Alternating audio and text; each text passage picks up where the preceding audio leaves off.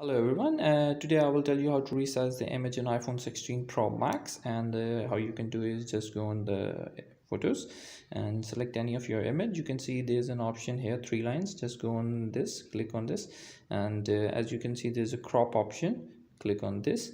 After doing it, you can manually resize your image from here like this, and the other option we have is just tab again the crop, and as you can see there are options given here like freedom, square, wallpaper, and we have different for devices what how we want to crop like on a phone or on a tab, and that's how we can resize it. We can also flip the image like this from here, and from this we can rotate the image. Okay, so that's how we can resize the image on iPhone 16 Pro Max.